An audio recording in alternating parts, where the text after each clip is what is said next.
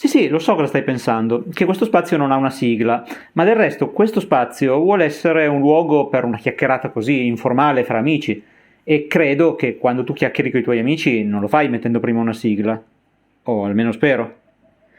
Comunque, anche se volessi farla una sigla, e probabilmente non la farò mai, proprio per la ragione che ti ho appena detto, non avrei materialmente il tempo di farlo perché gli eventi corrono molto più veloci della mia capacità di elaborare filmati, sigle, video. Voglio dire, giusto l'altro giorno parlavamo del fatto che Elon Musk e una serie di altri intellettuali, studiosi, esperti hanno lanciato un allarme contro il rischio che ChatGPT diventi troppo intelligente, l'intelligenza artificiale sviluppi una reale intelligenza stile Skynet di Terminator e magari possa in qualche modo contrastare o soverchiare l'uomo. Che già questa era una notizia piuttosto rilevante, ci abbiamo aperto appunto questo spazio senza filtro l'altro giorno e subito dopo il garante per la privacy italiano cosa fa? Decide di prendersi uno spazio da protagonista e di fatto bloccare ChatGPT. Primo paese al mondo dove accade questo. Ora, in questo spazio rifletteremo rapidamente, anzi mi piacerebbe farlo insieme a te, quindi dimmi la tua qui sotto nei commenti, così ne parliamo insieme. Dicevo, rifletteremo appunto su questa decisione del garante della privacy, cercando di mettere i puntini sulle i, anche se non è facilissimo, perché comunque il provvedimento è molto fresco e poco definito, non ben chiaro proprio nei termini.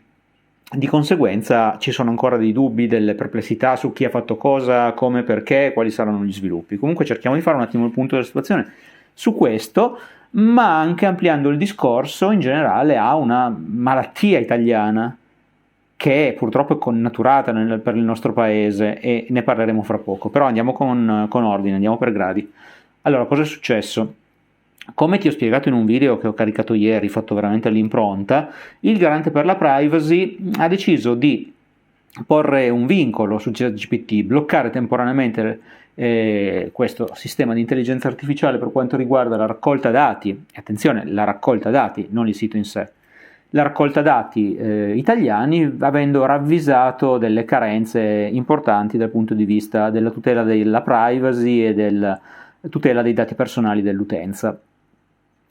Qualche ora dopo, ChatGPT stessa ha disattivato il servizio per quanto riguarda l'Italia, diciamo venendo incontro alle richieste del garante, che però, ripeto, non aveva chiesto di bloccare il sito, ma di bloccare l'accesso, la fruizione, l'utilizzo dei dati degli utenti italiani del sito, che è cosa ben diversa. Che cosa contesta il garante per la privacy, che poi non è una singola persona in realtà, ma è una serie di persone che fanno parte appunto di una commissione che si occupa della privacy? Contesta sostanzialmente tre aspetti che in linea di massima sono anche condivisibili, ovvero il fatto che ChatGPT dà delle risposte spesso errate, quasi alle volte inventate, quelle che il suo stesso fondatore Sam Altman ha definito allucinazioni, ti attribuisce cioè cose o ruoli o incarichi che tu non hai mai avuto nella vita, e questo naturalmente può generare confusione, perché se io richiedo all'intelligenza artificiale i dati di Mario Rossi tal dei tali e lei se li inventa, potrebbe anche attribuire a Mario Rossi delle cose negative che lui non ha mai fatto e in qualche modo comunque rovinargli la reputazione, perché come diceva un film molto bello, Il Dubbio, che ti invito ad andare a recuperare, la calunnia è come un cuscino che viene squarciato con un coltello, le piume escono, volano e poi non c'è più modo di raccoglierle. Una volta che hai squarciato questo cuscino, tutte le piume che conteneva volano nell'aria, si disperdono e così è la calunnia. Una volta che hai calunniato qualcuno, questa calunnia continuerà comunque a viaggiare anche se lui ne viene completamente ripulito, viene accertato che lui non ha fatto quello che gli viene contestato. Quindi ChatGPT con troppa leggerezza sicuramente attribuisce a delle persone delle cose che non hanno magari mai fatto. Questo è un aspetto. Il secondo aspetto è l'apprendimento dei dati, ovvero ChatGPT impara dai dati che noi gli forniamo coscientemente. Non è ben definito anche questo aspetto della policy del sito.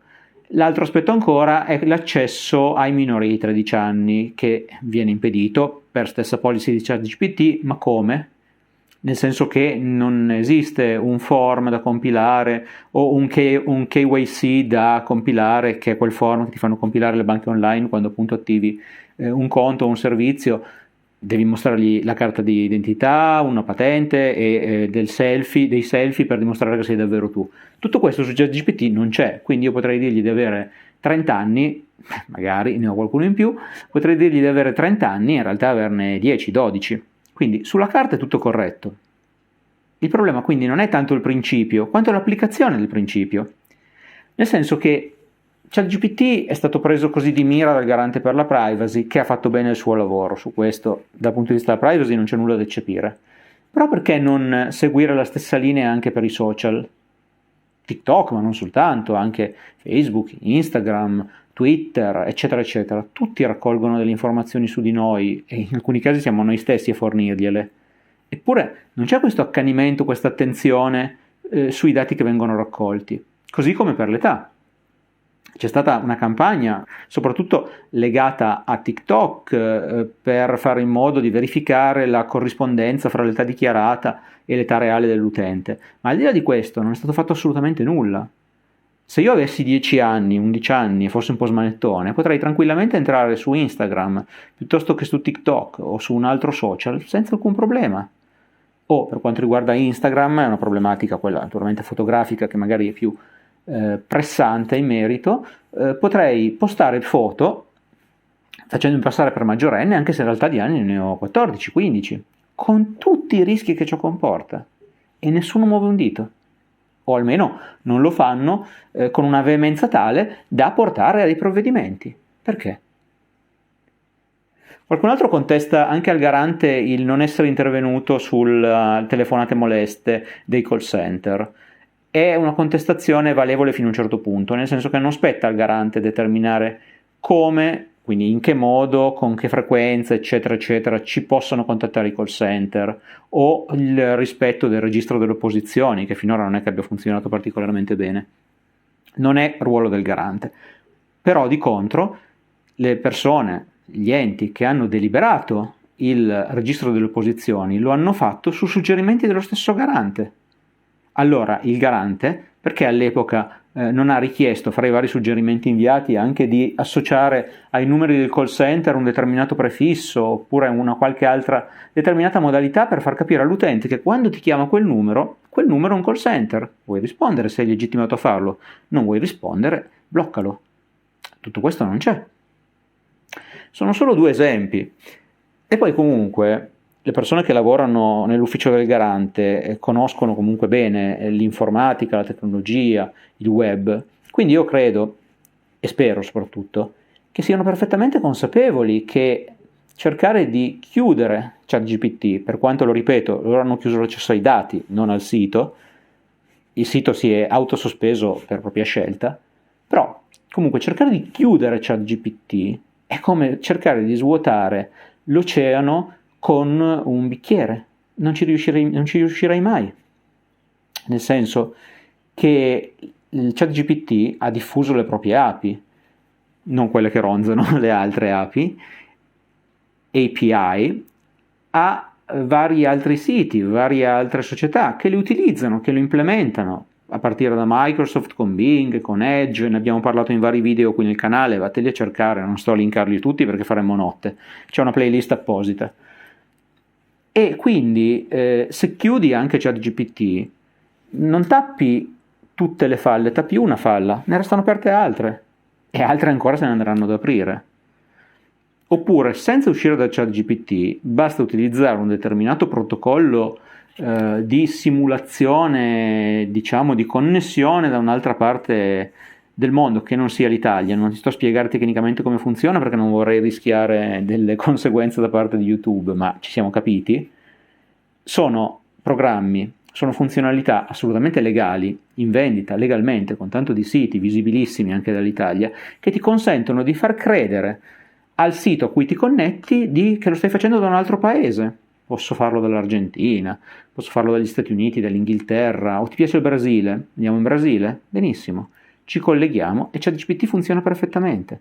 Quindi in realtà non blocchi nulla, è vero, dal punto di vista del legale il garante è a posto, nel senso che lui ha effettuato il suo compito, bloccare l'accesso da IP italiani.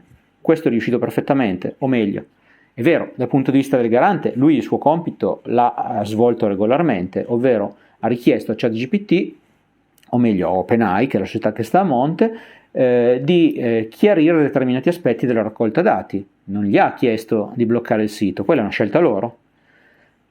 Resta il fatto però, così come è scelta tua, di mandargli comunque i tuoi dati tramite questi piccoli trucchetti che ti ho detto.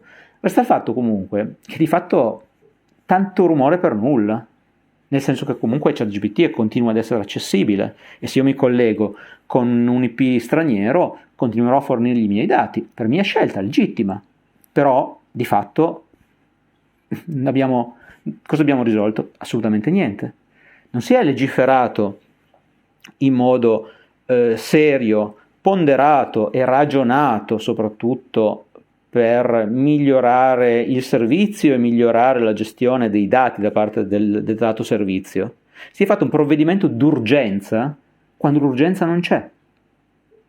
E questo ci porta a parlare, come ti dicevo prima, dei mali italiani, che poi mali in realtà è uno, sempre il solito. Il non accettare facilmente il progresso, avere una burocrazia pachidermica che ci porta costantemente a opporci a quello che non comprendiamo, a quello che è troppo nuovo. Ti faccio un altro esempio recente, le auto elettriche. Ne abbiamo parlato anche qui sul canale. Dal 2035 l'Europa vorrebbe andare verso un ban ai motori endotermici, benzina e diesel, per consentire l'immatricolazione come auto nuove soltanto di auto elettriche. E tutti giù a dire ci vogliono stravolgere la vita, i costi esagerati delle auto elettriche, milioni di persone in mezzo a una strada. Ora, al di là del fatto che tutti questi milioni di persone che lavorano nell'indotto dell'auto in Italia purtroppo non ci sono più da tempo, perché molte aziende hanno trasferito gli stabilimenti all'estero, ma anche fosse, questo provvedimento non comporta che dal 2035 se vai in giro con una auto endotermica ti prendono mitragliate, comporta che non ne puoi vendere in Europa di auto endotermiche da quella data, ma le puoi vendere sul resto del mercato mondiale, ad esempio, o nessuno ti vieta di avere un'auto usata con quelle caratteristiche. Sicuramente ci saranno una serie di vincoli che ti limiteranno molto nell'utilizzo, nella fruizione dell'auto, però nessuno ti vieta di averla. Quindi noi, anziché cercare di rincorrere gli altri paesi europei, perché penso alla Francia, penso alla Germania, sono avantissimo sull'ambito del mercato dei veicoli elettrici e ancora più lo sono gli orientali, tutte le batterie dei veicoli elettrici arrivano dall'estremo oriente, dalla Cina e dalle altre aree limitrofe. Noi cosa facciamo? Ci arrocchiamo in una posizione conservativa di opposizione, di forte opposizione che non porterà a nulla, perché il progresso va avanti, che a noi piaccia o meno, il progresso non lo fermi. Va bene dai, per oggi mi sono sfogato a sufficienza, adesso però vorrei sapere cosa ne pensi tu, quindi per favore se questo contenuto ti è piaciuto lascia un like perché ci fa naturalmente sempre piacere, condividilo con tutti i tuoi amici, ma soprattutto lasciami un commento qui sotto, dimmi la tua in merito a ChatGPT, tutela della privacy e tutti questi altri aspetti che sono sempre più presenti nella vita di tutti i giorni e credimi lo saranno ancora di più in futuro. Ci ritroviamo presto qui comunque per una nuova chiacchierata, sempre senza filtro.